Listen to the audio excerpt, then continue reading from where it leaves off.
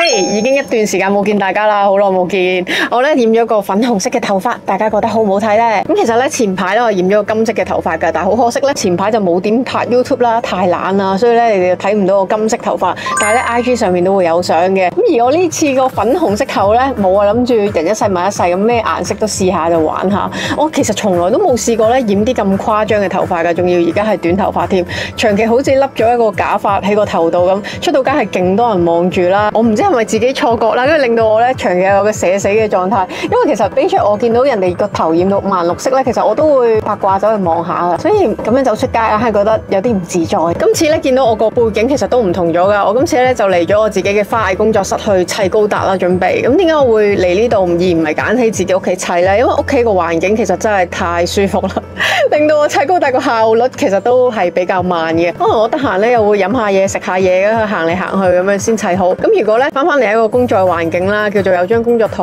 有張舒服嘅電腦椅咁樣咧，咁就我覺得會順暢同埋專注啲嘅，自己都坐得舒服啲先啦。好啦，咁入正題啦，今次咧都係繼續同大家一齊砌高達㗎。咁當然咧，一如既往都要同大家咧一齊分享下呢個故事背景同埋一啲精彩嘅小彩蛋先啦。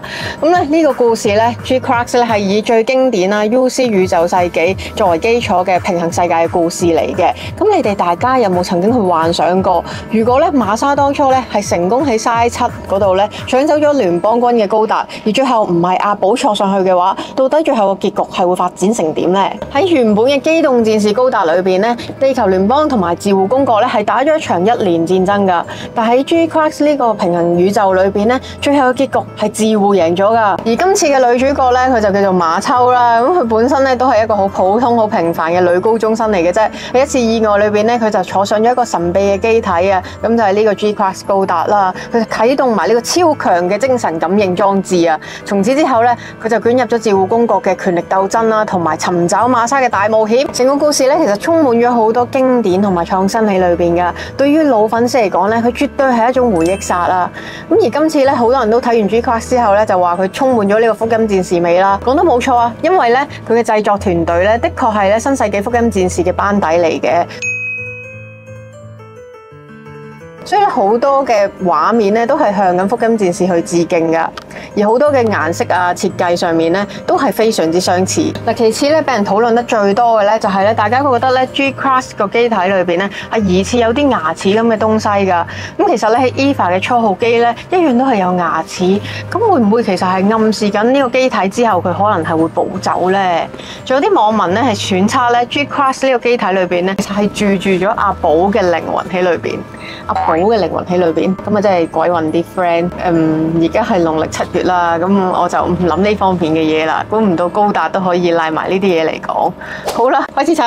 好啦，咁我而家咧就開始砌啦。都係同之前一樣，開薯片啊。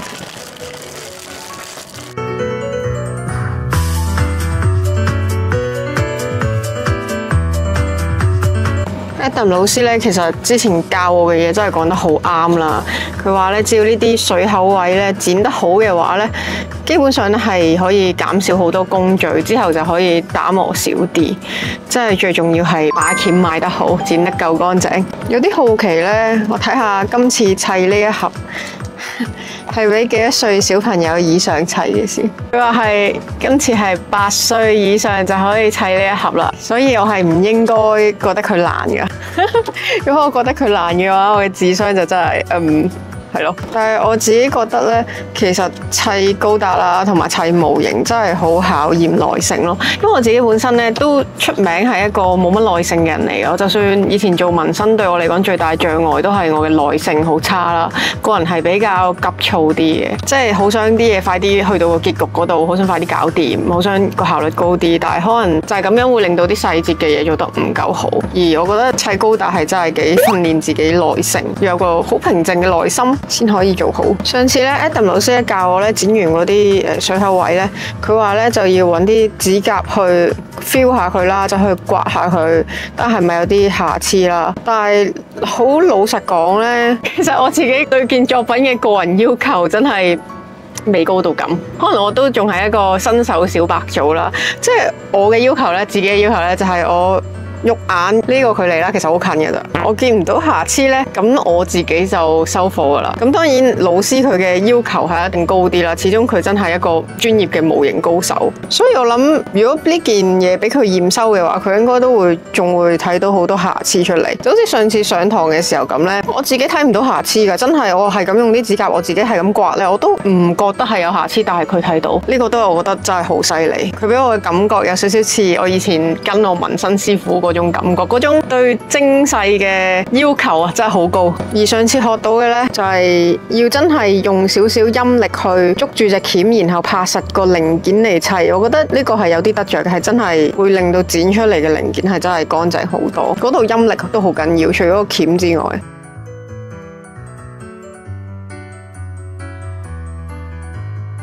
哇！又係啲好細嘅貼紙，我又要閉氣去黐啦，真係好精細啊！哇，佢細到呢，同我個鉗個釘個大細係差唔多嘅咯，所以都幾難控制。到底一個8歲嘅細路係點樣完成啊？所以我係唔應該覺得佢難嘅。我呢一刻突然間覺得呢，如果一個女仔，即係我自己啦，如果去到一個男仔屋企，我見到佢屋企呢係有一大堆高達，而且好多都係啲好精細嘅高達嘅話呢，我應該我呢一刻嘅感受，我係會覺得好欣賞，我會覺得佢真係好細心，先可以砌到啲咁仔細嘅嘢，我搞咁耐都未搞掂。即係如果未接觸高達之前呢，我會覺得都係就咁睇下欣賞下，唔會諗咁多呢個砌嘅過程係會遇到咁多問題，同埋佢對呢個細節嘅要求係咁高。呢個貼紙真係好細啊！又係一粒米咁細嘅貼紙啊，唔係米咁細啊，米都冇咁細啊，佢係1/3粒米咁細嘅貼紙，好懷疑人生黐呢粒嘢。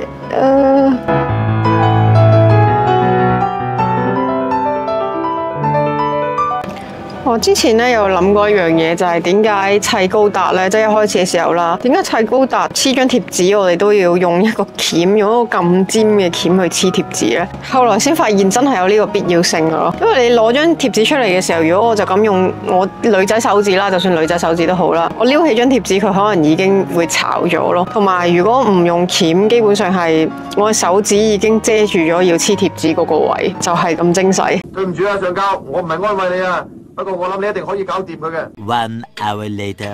好啦，咁我咧就砌好咗個身體啦，俾大家睇下。咁就拍埋啱啱個頭先啦。我自己暫時嚟講啦，砌咗個頭同埋砌咗個身啦。咁我覺得咧，佢同之前嘅高達嘅機體嚟做比較嘅話咧，就係說明書上面咧，佢畫咗好多零件，我都真係要花少少時間去認翻佢個向左右啊、東南西北嗰啲，唔係好認得出嗰粒模型嘅 detail 位，真係唔係好認得。即係你見到好多個畫面都係，我睇個說明書，我望住粒零件，然之後我係要捧起個說明書，去慢慢認清楚個說明書上面嗰粒零件嘅仔細位，我先認得我手揸住嗰件零件咯。佢係做得，我要點樣形容呢？唔係好易認咯，係咯，咁樣形容咯。啲零件做得唔係好易認。好啦，開始砌手啦。手同腳咧，大家有睇開都知咧，我係成日都會砌錯嘅，亦都砌得好棘嘅。希望 OK 啦，咁咧佢就要砌咗個膊頭先，但係暫時嚟講其實都 OK 嘅，都未話遇到啲咩困難。我喺 YouTube 度有睇其他人砌佢啦，其他人咧都話其實係偏向算係簡單嘅。我自己用落呢一個鉗同之前個鉗嘅分別咧，依家新買呢隻貴少少嘅鉗，其實佢係利好多咯，所以我剪佢嘅時候唔需要話用好多死力啊、陰力去剪啦。但係佢嘅缺點就係因為佢把剪好利啦，所以如果我稍為唔小心剪歪咗少少，咁我就會剪爛埋佢本身嗰嚿零件啊。就算唔係突出嘅位，可能係一啲好平坦嘅位咧，我都可能會批咗落去，咁剪咗一塊好似皮仔咁嘅嘢出嚟，因為佢真係太利啦，所以都有好有唔好，係我控制得唔好。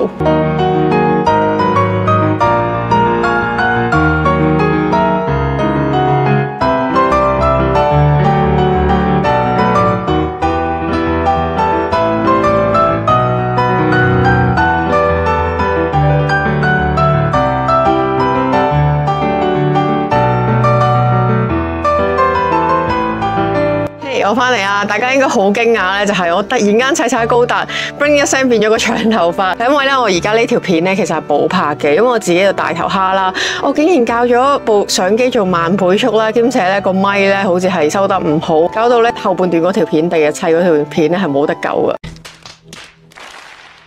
所以而家咧就要補拍翻啦。咁但係咧呢個 G-Crux 咧就已經砌完啦，俾大家略望下個成品先，之後都會幫佢擺翻 pose 嘅。咁我砌呢個 G-Crux 嘅時候，到底遇到啲咩困難呢？第一啦就係咧佢啲零件咧佢嘅辨識度今次真係比較低噶，即係好多零件都做得好細粒啦。然之後咧我睇個說明書嘅時候，好多時候咧都係要將個說明書控到好前，跟住攞起粒零件度係咁樣對咧，先可以認得邊粒零件打邊粒零件，個辨識度係比較低。同埋咧因為今次個高達嘅機體咧，其實同以往嘅設計係有些少唔同，同埋佢又做得圓潤啲啦，所以咧個感覺係比較陌生啲嘅。跟住另外咧就係貼紙都做得好細粒啦，因為今次咧係我遇過嘅貼紙最細粒嘅一次咯，細粒到點咧？佢係好似黑頭咁細咯，粉刺好似擠出嚟嘅粉刺咁細粒。雖然我形容得有啲核突啦，但係就係咁細，或者塵咁細咯。總之就好難先睇到，又要控到好前，跟住好俾心機揾個鉗，突然間停住呼吸先可以貼好嘅。咁另外咧就係砌嘅中途啦，我都冇發現嘅，我以為個中途係好順利，我自己砌得都唔錯啊，冇想像中咁難。雖